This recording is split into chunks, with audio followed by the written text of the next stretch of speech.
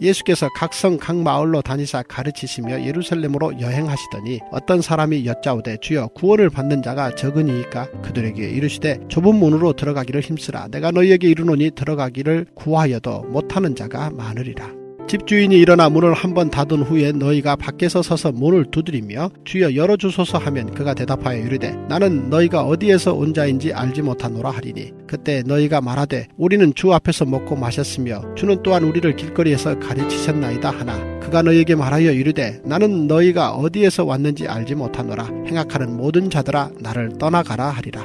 너희가 아브라함과 이삭과 야곱과 모든 선지자는 하나님 나라에 있고 오직 너희는 밖에 쫓겨난 것을 볼 때에 거기서 슬피 울며 이를 갈리라. 사람들이 동서남북으로부터 와서 하나님의 나라 잔치에 참여하리니 보라 나중된 자로서 먼저 될 자도 있고 먼저 된 자로서 나중될 자도 있느니라 하시더라.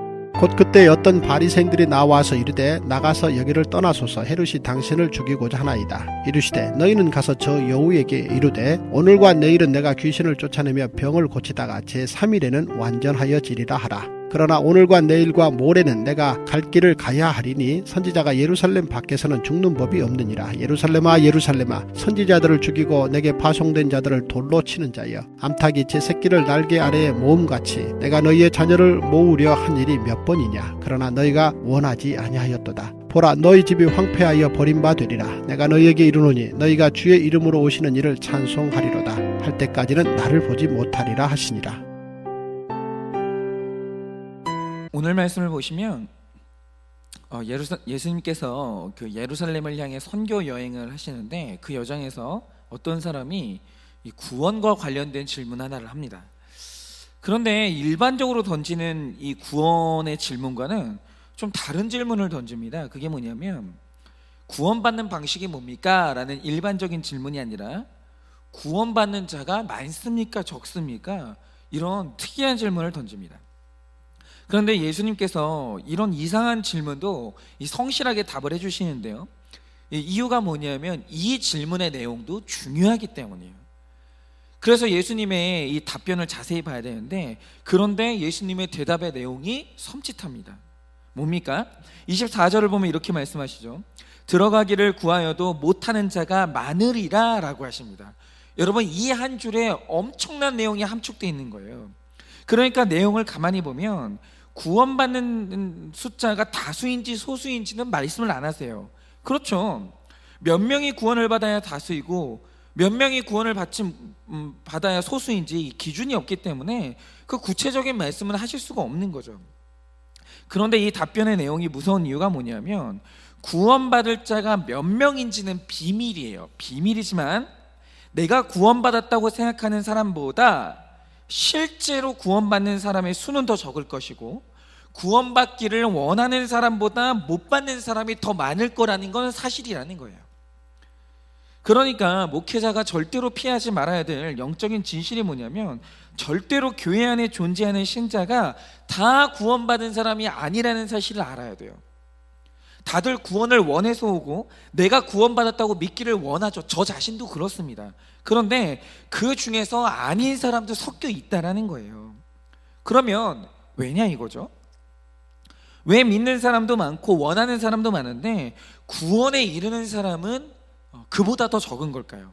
이유를 24절에서 밝히시는데요. 그 이유는 구원으로 들어가는 문이 좁은 문이기 때문이라고 말씀을 하십니다. 이게 마태복음 7장에도 나오는 표현인데요. 저는 이 의미를 푸는 게 굉장히 중요하다고 생각해요. 여러분 마태복음 7장을 보면 이 세상 모든 사람은 딱 두 가지의 문을 만난다고 말씀을 하세요. 그런데 단순합니다. 하나는 넓은 문이고 하나는 좁은 문이에요. 여러분 구원의 문제에 있어서 인간에게 제3의 문은 없어요. 좁은 문을 택하든지 넓은 문을 택하든지 둘 중 하나를 선택해야 되는 게 우리의 선택지예요. 그런데 성경은 이 답에 대해서 이 모호하게 선문답을 하는 일이 없어요. 둘 중에 선택은 네가 하는 거다 이게 아니라 언제나 진리는 선명하기 때문에 예수님은 정확하게 답을 말씀해 주십니다. 두 길 중에 좁은 문으로 가야 영생을 얻는다는 거예요. 자, 그러면 여기서 중요해지는 게 좁은 문이 뭐냐라는 거죠. 어떤 문을 열어야 그 문이 좁은 문이죠? 이 문이 구원으로 연결된 문이기 때문에 이걸 푸는 것만큼 중요한 문제는 없는 거예요. 그래서 많은 사람들이 이 문제를, 이 좁은 문이 뭔지 그 의미를 해석하고자 노력했는데, 그 중에서 가장 대중적으로 알려진 해석이 뭐냐면 이 두 가지예요. 하나는 이 문이 예루살렘 성문 옆에 난 일종의 이 개구멍이었다는 거예요. 이게 추측이 아닌 게, 이 예루살렘 성문이 하루 24시간 여는 문이 아니었습니다. 시야가 제한되는 어둠이 찾아오면 어떤 적들이 들이닥칠지 모르기 때문에 어두워지면 가장 넓은 대문을 잠궈버려요. 그리고 그 옆에 바늘기라는 이름이 붙은 작은 쪽문 하나를 열어놓는데, 이 문이 실제로 정말 좁기 때문에 절대로 두 명이 한꺼번에 들어갈 수는 없어요. 오직 한 사람만 차례대로 들어갈 수 있고, 그것도 키가 큰 사람은 허리를 숙여야 들어갈 수 있는 게 이 바늘귀라는 예루살렘 성벽 옆에 있는 작은 쪽문이었어요. 그런데 이런 문이 실제로 있었으니까 얼마나 적용하기 좋고 설명하기 좋아요. 그런데 예수님이 지금 이 문을 말씀하시는 거다, 이 문을 일컬어서 이 좁은 문이다 라고 얘기를 하신 거라고 이렇게 설명을 했는데, 그런데 이 좁은 문을 통과하는 것과 구원이 어떻게 연결되는지 설명할 길이 없는 거예요. 좁은 문을 힘들게 통과했어요. 근데 왜 그게 그러면 구원을 받는 거죠? 아니, 허리를 숙이고 통과를 했어요. 근데 그것과 구원이 무슨 상관이냐고, 이거죠. 그러니까 이건 이제 아닌 것 같아요. 또 어떤 사람은 이 좁은 문이 힘든 길, 고행을 의미한다고 보는 사람들도 있었어요. 그러니까 구원의 길은 선행도 많이 해야 되고, 남들보다 고난도 많이 겪어야 되고, 실제로 손해도 좀 봐야 갈 수 있는 길이 이 좁은 문이라는 거죠. 이게 이제 천주교의 입장인데요, 천주교의 경우에 그가 천국에 가려면 일단 헌금을 많이 해야 돼요. 그리고 봉사나 성지순례나 특별히 금식 같은 고행을 많이 해야 돼요. 행위가 많아야 되는 거죠. 그런데 특이한 건, 이렇게 행위에 을을 쌓다가 내가 구원받는 것보다 넘치게 선행을 쌓는 사람이 있는데, 그는 남는 선행을 다른 사람한테도 나눠줄 수도 있어요. 그러니까 철저하게 천주교는 이 행위 구원론이에요. 그런데 이게 바로 바울이 가장 미워했던 율법주의의 주장이거든요. 너의 행위로, 그것도 고행에 속하는 힘든 행위로만 구원받을 수 있다. 그것이 좁은 문의 의미다. 이게 이제 천주교의 입장인데, 이게 이제 바울로서는 도저히 받아들일 수가 없는 거예요. 아주 비성경적인 겁니다. 그러면 오늘 예수님이 말씀하시는 이 하나의 문, 이 좁은 문이 뭔가? 그런데 이 종교개혁자들은 그 답을 아주 쉽게 찾았습니다. 어디에서 찾았겠습니까? 성경에서 찾는 거죠. 여러분, 성경이 구원의 길을 말할 때 언제나 그 길이 의미하는 게 뭐였냐라는 거죠.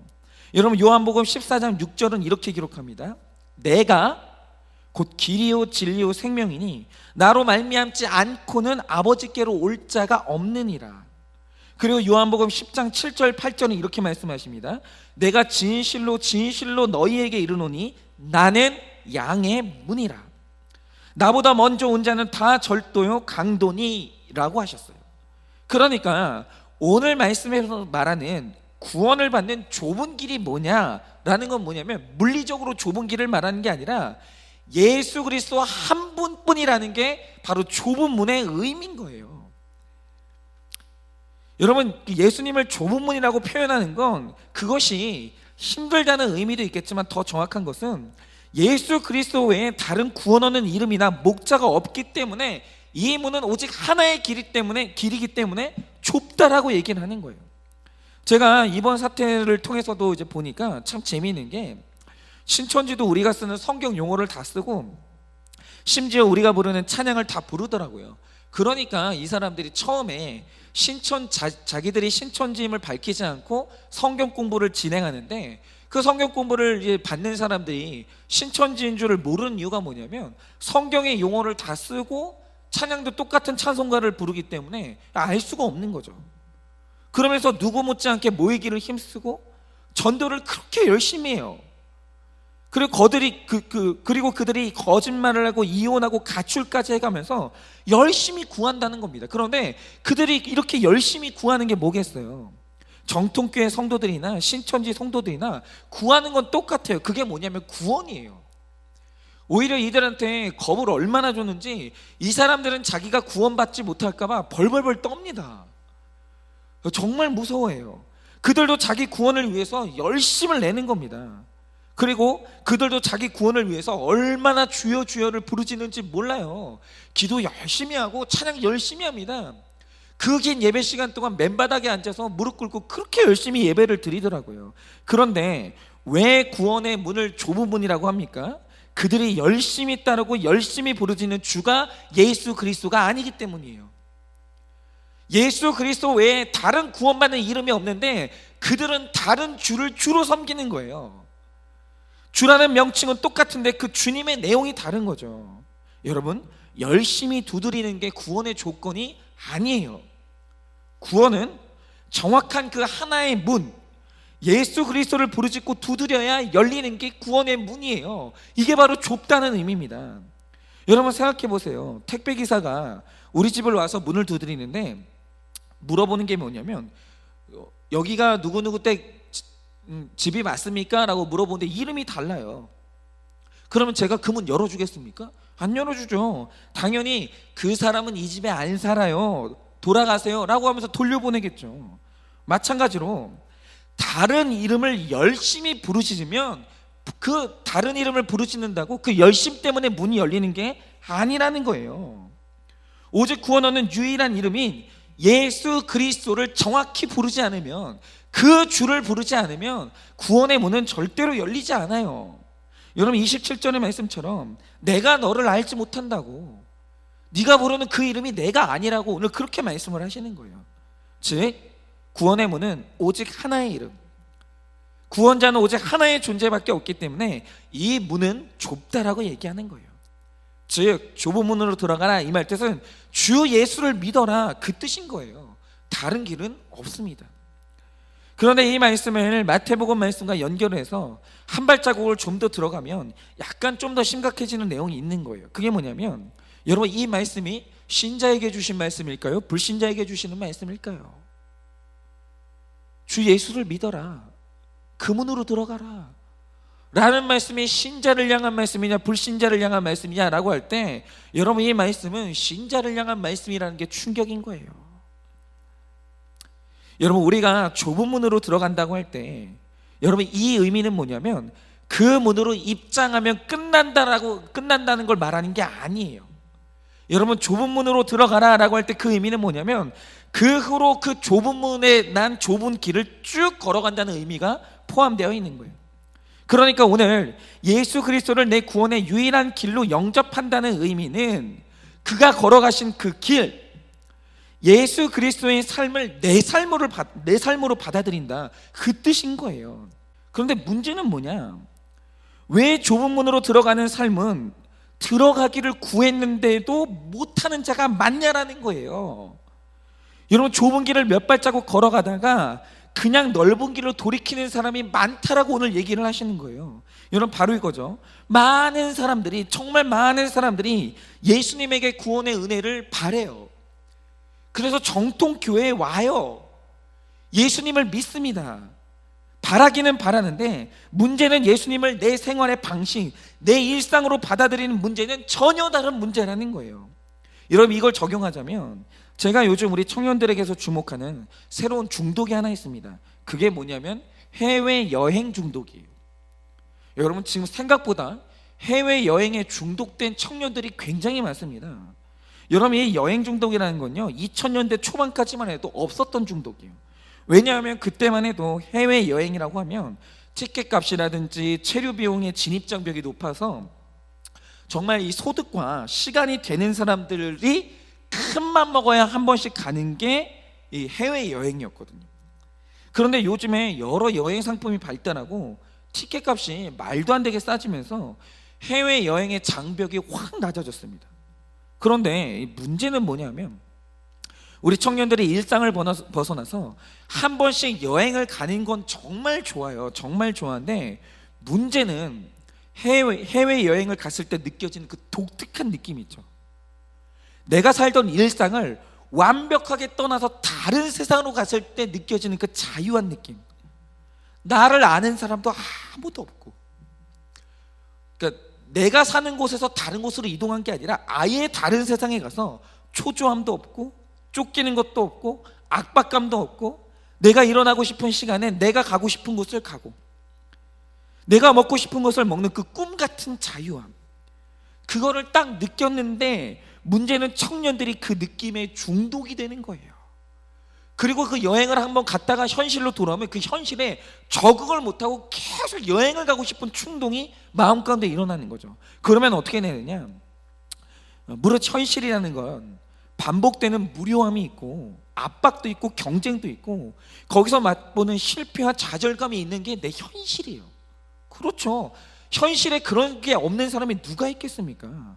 그런데 우리 모두는 그 현실에서 대가를 치르고 나중에는 나의 미래를 얻는 거예요. 누구나 다 그런 현실을 살아가죠. 그런데 여행에 중독이 돼버리면 자꾸 현실에서 여행으로 도망을 가게 돼요. 습관적으로. 이걸 못 끊어요. 그래서 나중에는 어떻게 되냐면 돈을 버는 목적이 여행비를 벌기 위해서 돈을 벌고 돈이 모이면 또 괴로움이 없는 것으로 훌쩍 떠나는 거예요.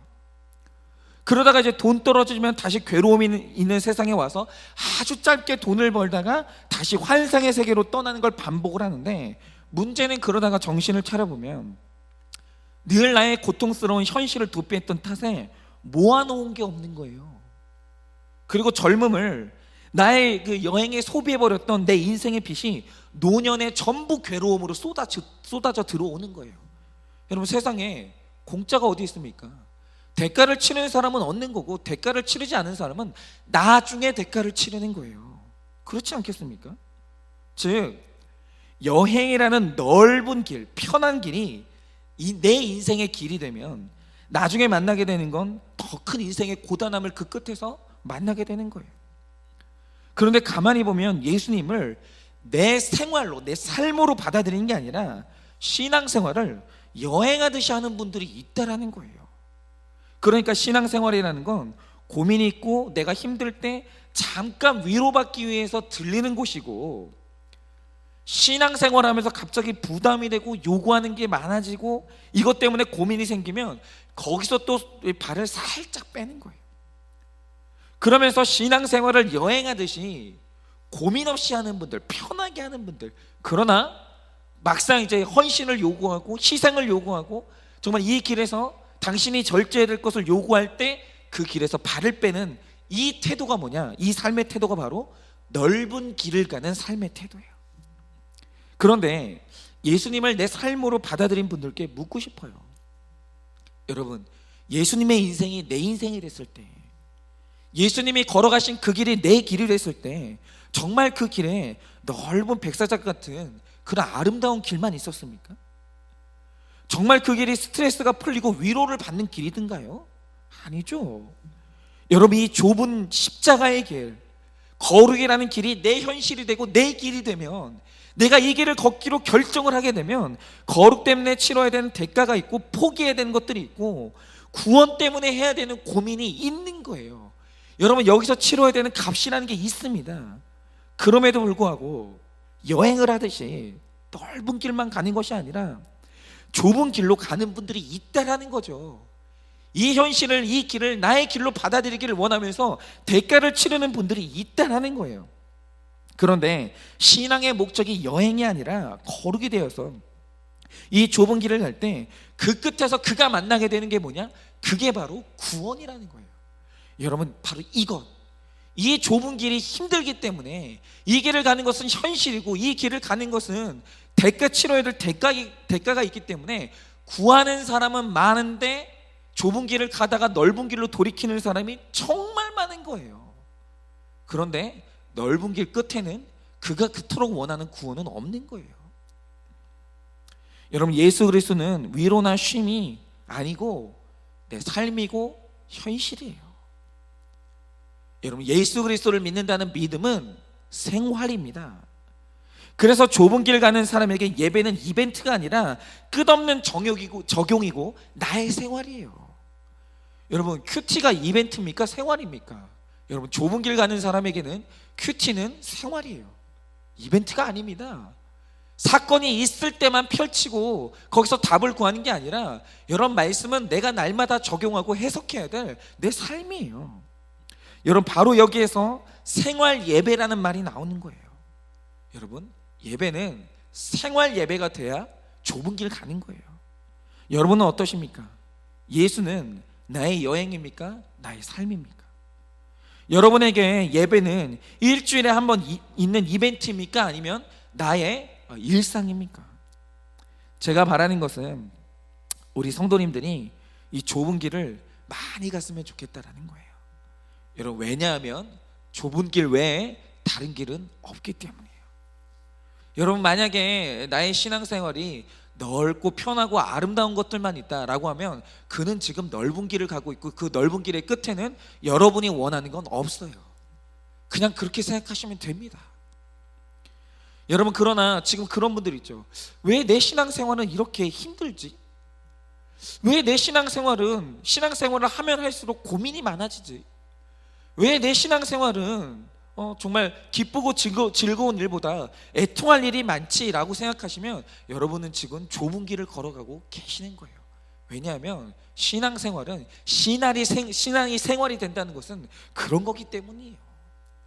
예수님이 그 길 가셨고, 사도 바울이 그 길 갔고, 사도 베드로가 그 길 갔고, 여러분, 모세가 그 길을 갔고, 그리고 우리의 신앙의 선배들이 다 그 길 갔습니다. 여러분, 좁은 길이 내 길이 되기를 원합니다. 그래서 그 길 끝에서 내가 그토록 바라던 구원을 보는 우리 모두가 되기를 예수님의 이름으로 축원을 드립니다.